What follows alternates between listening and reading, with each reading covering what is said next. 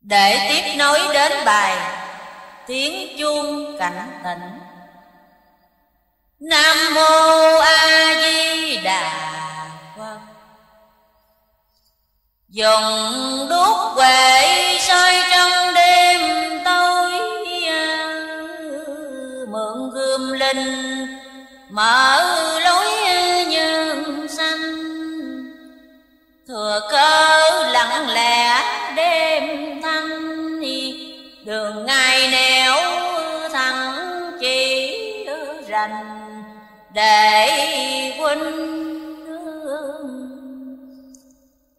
Phải gắng sức có tình đoàn kết, những quán thù phủi hết đừng gây. Thời kỳ loạn lạc khốn thay, ân cần đạo đức dồi mài tình ý anh.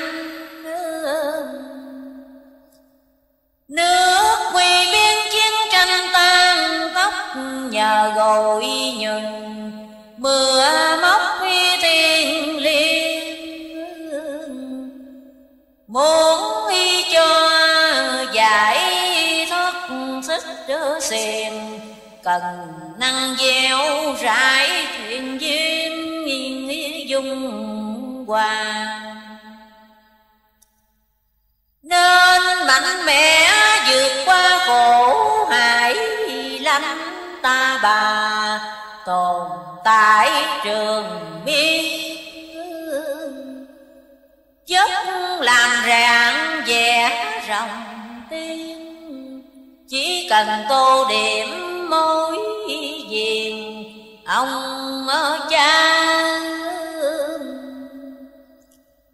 Hỏi tất cả trẻ già thiện tinh, cờ Nam Bang Bình Định chưa xong. Vẫn còn đất lỡ trời long, vẫn còn tan tác mũi mồng gớm ghê. Khuyên gắn bó chớ hề thối chi, gặp cay nồng hùng vĩ nước ta. Muốn cho nước trị an nhà, cầu trời mở hội long qua non đài. Ban phước huệ muôn loài dạng vật, rải hồng ân chất ngất khi trời Nam. Chúng huy sanh nhập thánh siêu phàm, muôn vàng hạnh phúc gánh đam má dồi dào. Nhà thượng cổ đua nhau nô nức, gái cùng trai tài đức xứng tí đôi. Non nà chẳng lựa phấn vôi, khôi ngồi trang nhã đứng ngồi lệ nghi. Hãy lặng lẽ nghĩ suy tìm tòi, nghe những lời kêu gọi trước khi sau. Rốt đời dân sự đớn bi đau, xót thương huynh đệ bước đi vào chồng gai. Muốn cứu lấy nạn tai, đoàn thể phải gặp nhiều khó dễ trở ngăn. Nhưng lòng nắm chặt đạo hằng, trao dồi đức hạnh chắc rằng thành thơ. Cuộc biến cố chiều mới soi thấu, cảm động cho béo gấu quá nhiều. Giang sang phải nhuộm máu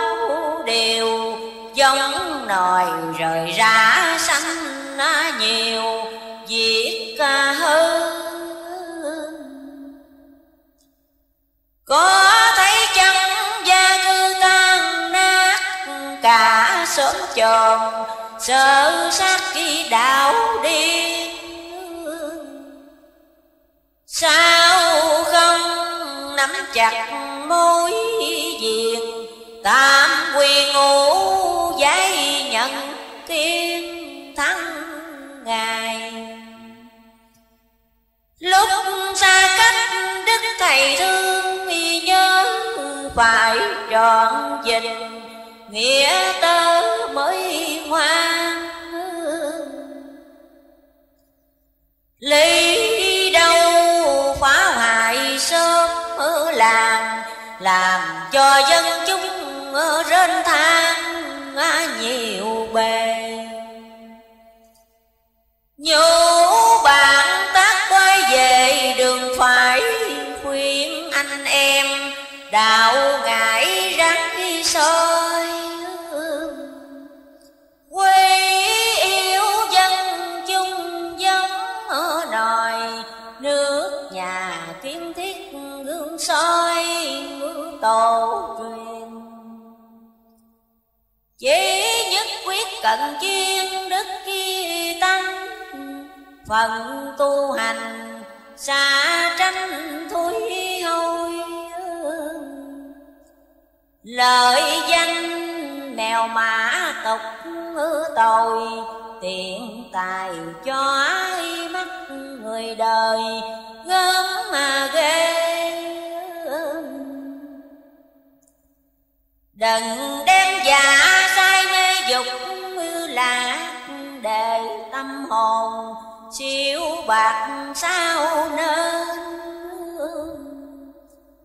Xây lưng đầu cật cho nghĩ bền, kết liên một khối tạo nền Phật Kitô. Xác thịt đi lắng tâm hồn tinh nhuệ, lời sơn minh hãy thệ đừng phai. Thương dân mến đạo yêu thầy, một lòng dầu thắt làm phái sao đành. Xin chặt giữ ngọn ngành chỉ bảo quyết sửa sang, nền đạo chân hưng. Mai sau hưởng đặng vui mừng, thầy trò gặp mặt tấn tần gặp nhau. Ngồi nhớ lại ruột đau từ đoạn, có bao người dình đặng lời xưa. Thôi hư tật xấu răng chừa, diều dân dắt chúng dùm đưa tới bờ. Mãi soi xẻ phanh phò chế nhạo, người đạo mà ố đạo làm chi. Lòng người còn quá mê si, làm điều tàn bạo trái thì lý chân. Tâm quán đại đức ơn ban bố, lấy lòng nhân đại độ khoan dung. Thương người mến vật vô cùng, thương người phạm lỗi thứ dung cho người. vẻ mặt dần vui tươi điềm đạm, lòng từ bi hoài cảm tin ở đầu. Trì tâm niệm chữ Nam Mô, diệt lòng ích kỷ hàm hồ, nhỏ mi nhói. Lời khuyến khích truyền roi nam nữ, lãnh giữ mới làm. Muốn y cho gặp Phật A-di Đà, bệnh lòng những nại thoát ra ngục tù. Thân chiến sĩ dông su vì nước ngàn muôn năm, hưởng được kỳ danh thơm. Những phường giả áo túi cơm, sống thời người dí rạ rơm ít nữa gì. Giận nước đã nhược suy hẹn kém, phần trẻ trung quăng ném lời danh. Tạm xa cha mẹ gian đình, tươi cười rứt áo con xinh vợ hiền. Quyết gọi rửa ròng tiên khổ nhục, trong xâm lăng khắc phục nước với nhà. Thân dầu yên giấc khi tha ma, hồn thiên cũng được chương tòa vừa nương. Lời khuyến khích tình trường cao nhã, xin chư hiền để dạ đừng quên. Dẻo dai tri tinh cho bền, chùa dân giúp nước tuổi tên chói loàn. Dẫu thầy ở phương xa vắng mặt, mỗi chuyện đều thông đạt dài ngay. Hiểu rành hư thiệt không sai, về đâu khuất lấp mặt nghi mài người xưa. Khuyên đồng đạo răng chừa ác khi tánh, thương lần nhau đói lạnh sớt khi chia. Sớm chiều linh tánh trao ria, điền kinh cuốc nguyệt sớm khuya rèn lòng. Đừng bón sáng mơ lòng rộng rãi, giúp cơm tiền đồng loại nạn nguy.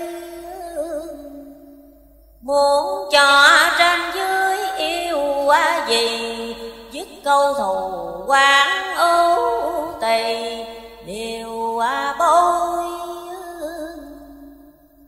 Kẻ bạo ác dinh môi múa mặt, người lương hiền dìu dắt khuyên răng. Như người chẳng có ăn năn, cũng đừng giận dỗi bởi căn ngu đần. Dùng phương tiện nhiều lần chỉ bảo ráng dỗ dành, đường đạo thâm siêu. Rồi đây chẳng sớm thời chiều, thì người hối cải những điều tội xưa. Ta đừng có kẻ ưa người ghét, dòng tâm trần phân biệt cứ ngã nhân. Giữ lành tạo hóa sự phân, chỉ trơn chi chánh cầm cân công bình. Lưới trời đất thinh thinh không lọt, dầu hung hiền chẳng sót một ai. Nhủ khuyên đồng đạo hôm mai, nằm ngồi đi đứng dồi mài tánh lên. Đời thà thác dinh, sống nhục ai màng.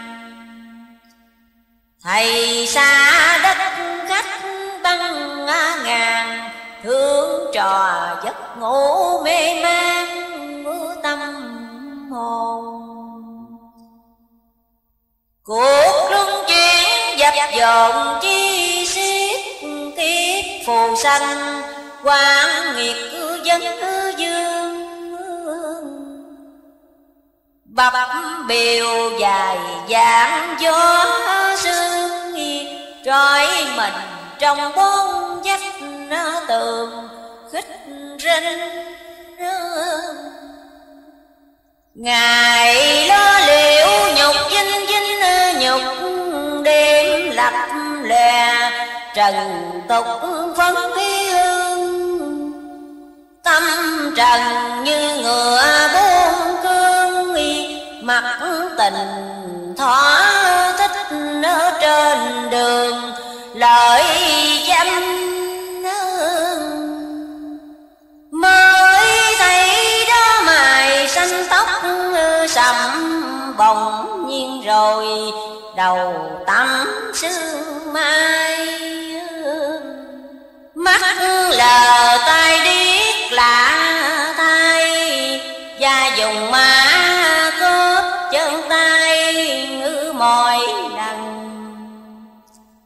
Mà bệnh đến tử thần lẻo đẻo, cướp thay người vội kéo ra đi. Mỗi lòng tự biệt phân ly, vợ con thân thuộc ly bầy nhỏ xa.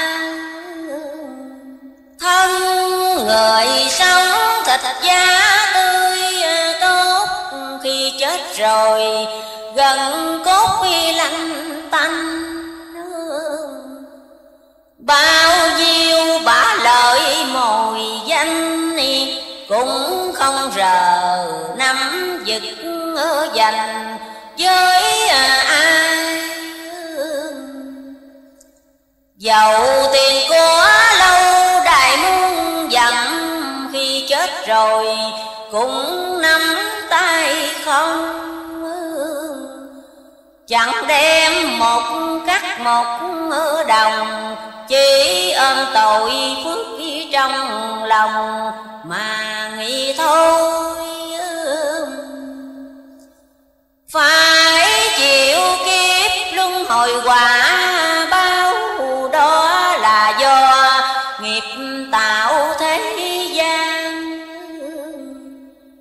Trọn lành về chốn thiên đàng, thung dung tự tại khổ nàng đều không. Làm hung ác chịu cộng chịu trói, chốn ngục hình lửa khói đốt theo. Đọa đài chịu đủ bao nhiêu, đầu thai xảo nẻo theo chiều nghiệp mê. Nào sanh lão ê trời bình tự, mãi sầu ưu đủ thứ lo toan. Trên đời kẻ tiện người sang, là do nghiệp trước đeo mang mọi người. Xin nhắc nhớ đạo đời châu, đau mong chư hiền rõ đạo thích tri ca. Lòng nhân bắt ai hại hà, đức thầy khuyên bảo trẻ già thương nhau.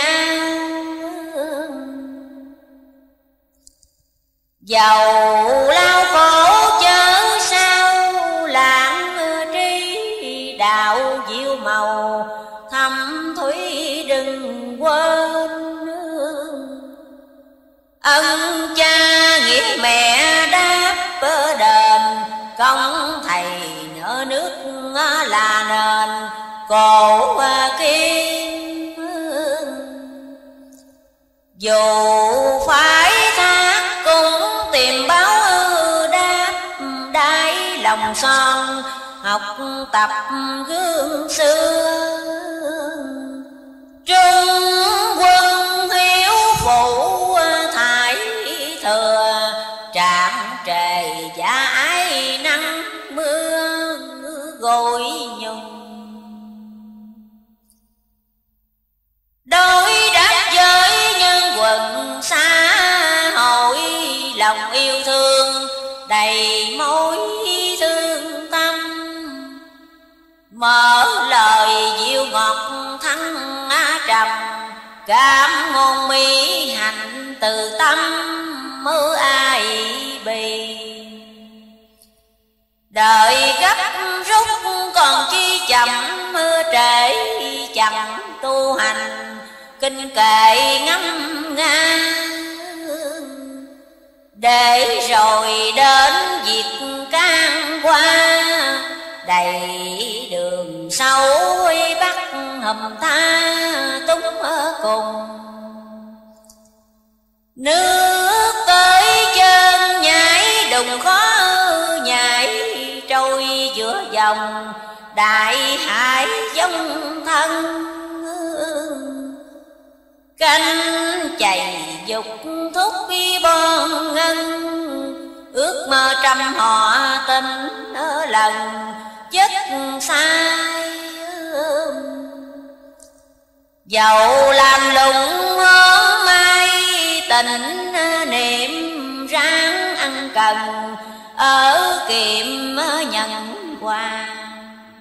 Nghèo giàu cũng chớ xa qua, manh quần tắm áo quá đủ mà che thân. Hãy nhẫn nhục làm nhân làm phước, kẻ tất nguyện thì thuốc thí cơm. Nghèo nàn rách lạnh sớm hôm, dạy bô quần áo giúp cơn đói nghèo. Lòng nhân ái tùy theo tài sức, giúp lần nhau sướng cực sẽ chia. Chớ phân nhân ngã chia ngỡ lìa, thương người chẳng quản nặng nề chi thân. Đường đạo đức kỳ cân phân mọi việc, đều lợi dân ít nước cứ làm. Khuyên đừng bón xen tham lam, hại nhân ích kỷ quả lâm tới mình.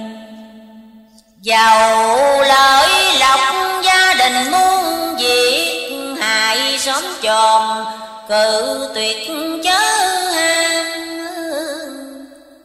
Người đời bởi quá tham lam, tranh giành quyền lợi phải đam quan thù.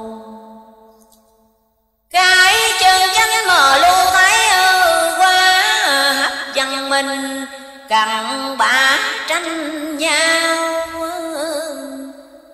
Mặc lo kình địch sang giàu, xua mình lửa đỏ khác thế nào phù du.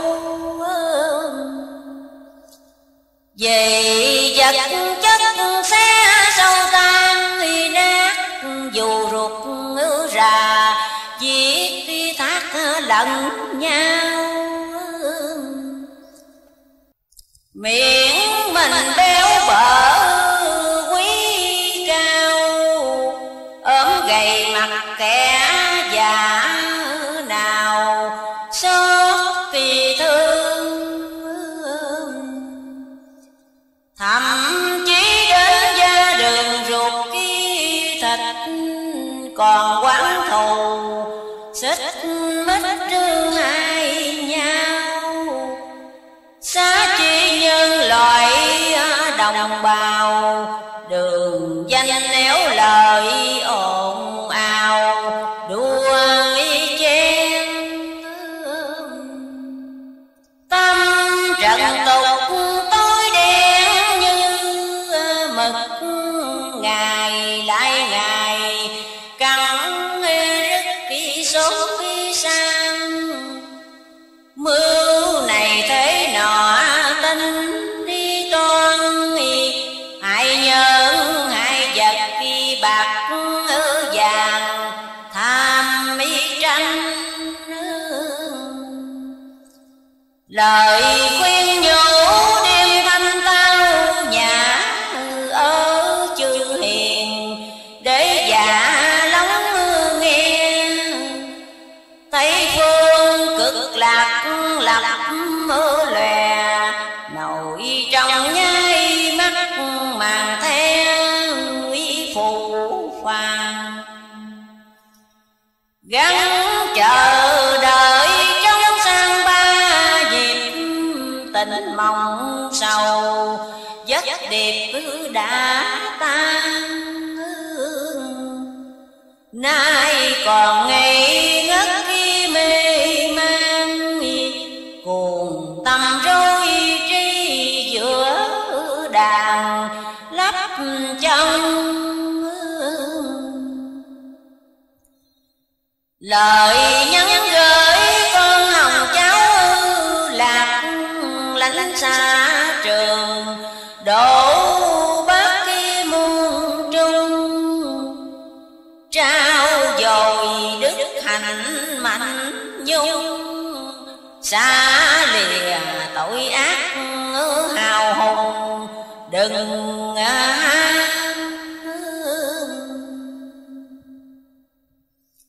Khuyên cặn kẽ lượng đàm êm nhị, qua thương trần dần chỉ trong đêm.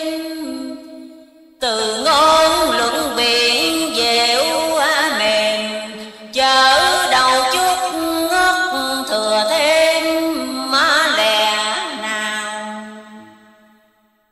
Nói đức tánh siêu cao Phật tổ, nếu chân thầy tế độ lần ba. Lưới mê gươm trí chối lò, cắt dây quan nghiệt tâm mưa đà rành đi ra. Thấy nhân sanh lầm đàn lạc kia rối, bị giam cầm ngục tối vô minh. Tỉnh hồn ngó lại mà kinh, thiên tai nhân quả bên mình chân dương. Ân thầy đã dạch đường mở ngõ, chẳng rèn lòng lớn nhỏ tha trôi. Làm cho đạo pháp suy đồi, kẻ chê người nhạo vô hồi đớn đau. Mãi tranh nhau quyền cao lộc cả, hiếp bần cùng rách ri rả từ manh. Cạn lời khuyên nhủ đêm thanh, lòng qua muốn gặp tu hành chánh tâm. Ngày hai buổi trầm ngâm kệ sáng, dẹp hút mù tàn đám sương mai. Tâm hồn an thịnh thanh bay, êm đềm đái nước châu bài sáng trưng. Ba nghiệp khẩu ý thân thanh tình, mối diệu quyền tụ định sáng khai, tìm lòng kiếm cảnh bồng lai, mong mến dạo dắt ở bên ngoài ồn nghe công. Phận trai trẻ lên sông bão thù, nợ nước nhà quyền vũ đỡ nâng. Đền ơn thủy thổ quốc dân, nâng thành đỡ giặc trong cơn biến loạn. Nhân với nghĩa mũi mang thánh y giao, phận làm người ở thảo ăn ngay. Sớm chòm ai dám chê bai, âm cùng diêm chúa ngữ khen tài hiền nhân. Vì miếng lợi thua trăm cành thác đi rồi, kẻ hăm người kêu. Thạch sùng dương khải bấy nhiêu, đủ làm bá tánh biết nhiều đời nay. Cuộc gia tạm tên bay trước khi mặt nổi mất còn mây bạc gió đưa. Tôi là lòng lưới thưa, khắp trong vũ trụ không thừa một ai. Anh nhật nguyệt đêm ngày soi chuyện soi khắp trời, bất biến dân ôi. Tiền tài bạc nghĩa như vôi, sao người la lết nước chen ngồi vuốt ve. Dầu căm ngọng e đuôi điếc, cùng dùng tiền cần thiết sống xanh. Bao nhiêu giọt máu dân lành, đem ra tô điểm trường thành yêu mang. Đêm thắt theo lòng ta nào nục chén cay nồng, ráng đi nuốt khi sao vô. Tràn trề lời lẽ trực ý thô, rung hồn bá tánh ý mơ hồ nửa nghi thôi. Nợ con áo đền bồi dẫn bị chớ ngại ngùng, tâm sĩ rối ren làm cho rạng mặt sách đèn. Nên danh nam tử mơ thêm là hồng,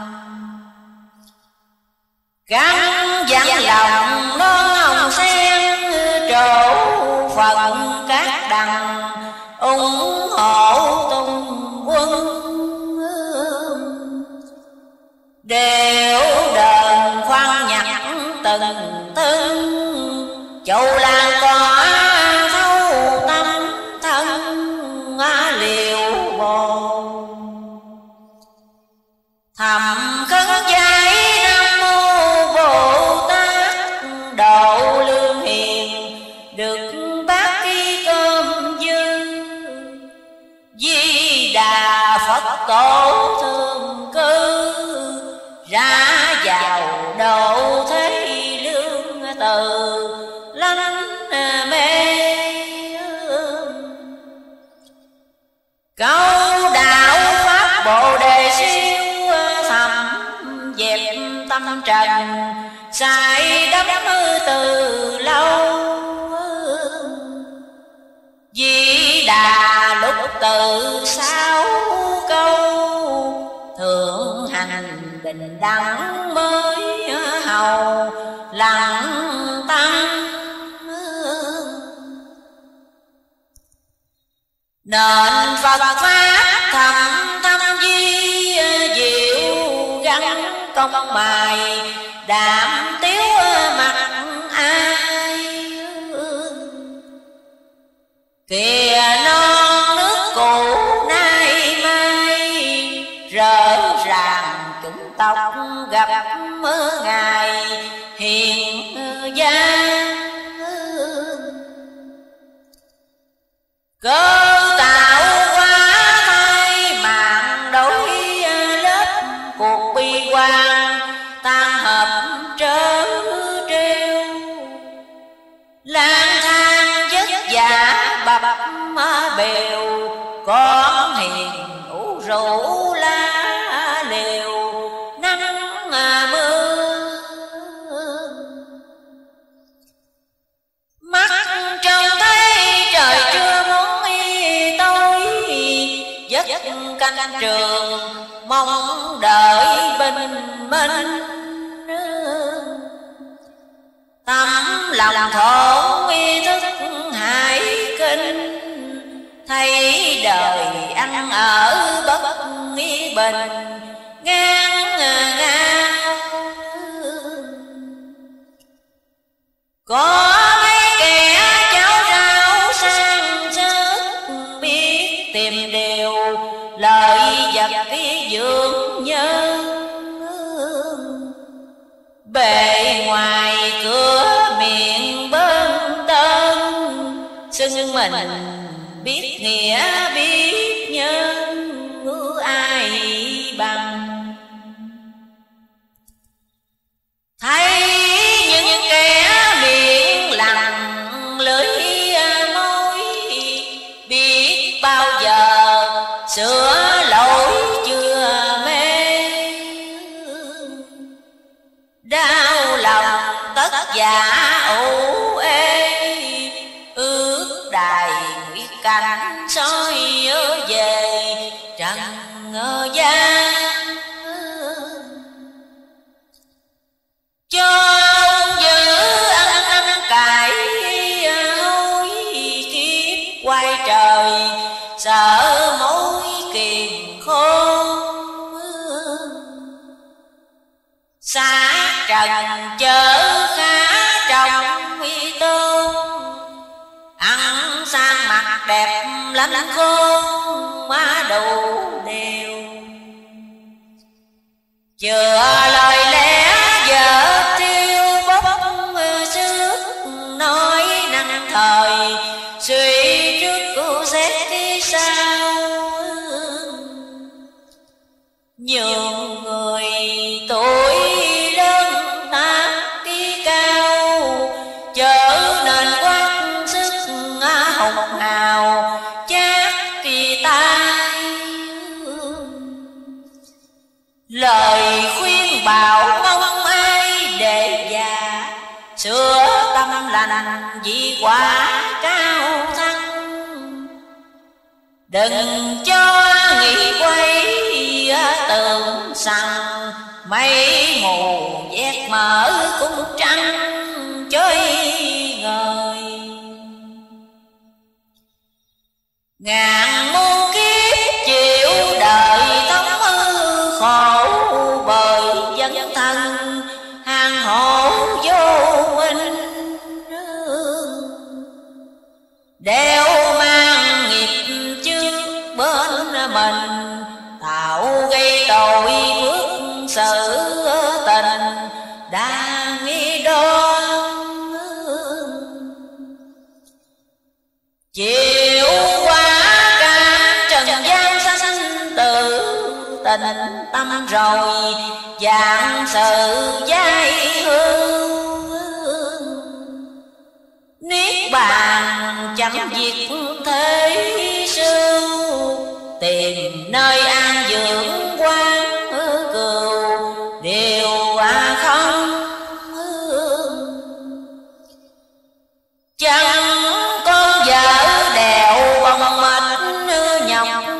cả thập phương, thân tộc gia viên không hề chữa chấp tư riêng. Khám đường chẳng có xích xiềng không ngơ. Nay trần thế ăn dơ ở bần, quanh năm lo số phận nghèo giàu. Lỡ thì vợ yêu con đau, ăn thô mặt rách đi quơ quào đủ phương. Đời là khổ bươn bớ thế, mãi chần chờ rồi kê gia nhân. Ngày qua ngày giảm số căn, tử thần chẳng đợi xa thân trẻ già. Lo kéo trễ ngày qua tháng lùng hấp hối rồi vô dụng người ôi. Giấc nồng say gục rồi thôi, chuông linh đánh ý thức hài trồi dậy đi. Dần nước ngập thịnh suy biến đổi, bọn gian thần soi mỗi tràn trề. Sao còn bận việc trắng quê, các lầu ghẹo hành dỗ về phân nghi son. Lắm bệnh khổ mất còn nào biết, dương lưỡi sầu như điếc như đuôi. Mặt hồng gương gạo bãi bôi, thù cha trả đặng mới vui lòng này. Đường diếu dời bao nài xanh sỏi, miệng lấy lần dòng dõi rong tiên. Anh em chớ giận đừng phiền, dẫu rằng thác khi mất danh hiền thơm thôi. Chớ làm tưởng cây có ác khi độc, đừng vội tin đường mật ký hiền lương. Việc đời tráo trở khó tường, mặt ngoài coi chắc cột rường mối ăn. Thấy bá tánh làm tăng sải khó, miệng mồi câu móc mỏ có ngày. Thân người nguyệt kiều dạng dài, nơi chùa xa hậu bị tai xài mầm. Ai tưởng thấu thâm tâm dương thế, lòng thích ưa lễ mê sôi chè. Miệng ngoài đủ thế đầy che, giả giờ đạo sĩ lập lè hại dân. Khuyên bá tánh tâm thần định tình, diệt tà tinh ám ánh linh hồn. Giả danh hiệu Phật Thế Tôn, đủ điều hoặc dù sa môn lạc lầm. Ráng ngựa trắng kéo lâm tay ắt ủng công công trình, bộc bạch tu hành. Xa vào lưới sắc ma ranh, ngàn đời muôn kiếp bao quanh ngục tù.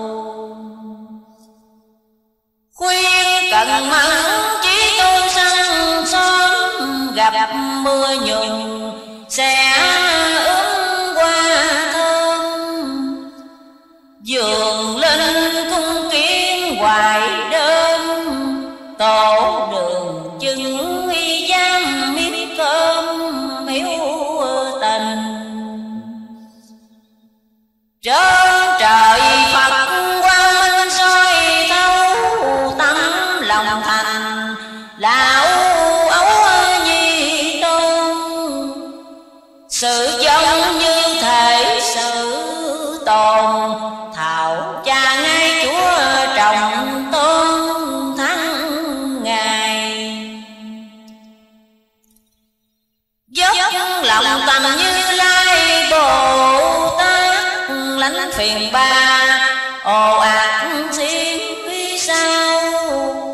Sao bằng mượn thu tiêu dao, trăng thanh gió mát ra vào thùng dung. Mắt chẳng thấy bướm ông lượng gió, tai không nghe lời nọ tiếng kia. Trong ngoài chẳng cách chẳng lìa, tâm vô quái ngại Bồ Đề thăm mỹ cao. Cõi tạm giá dầu hao tim lụng, lo mạng đời chưa phụng vào đâu. Mãi còn lung túng rừng sâu, lội bơi biển thẳm vai dầu mỏi mê. Dầu ai có cười chê dại, dục quá não nề cái lúc giả thân. Rượu dương bởi đắm mị nhân, thành nghiêng vách đổ giam má cầm văn dương. Lo rượu thịt cao lương mỹ vị, xem thay bào thiếu quỷ lương dân. Nhận lòng mổ bụng chặt y chân, nghe lời đắc kỷ giết thần tỳ ca. Đem công nghiệp thành than quỷ hoại, tôi trung thần giết hại đẩy xua. Nghe lời theo bọn A vua, làm dân trong nước bốn mùa đều lên. Chừng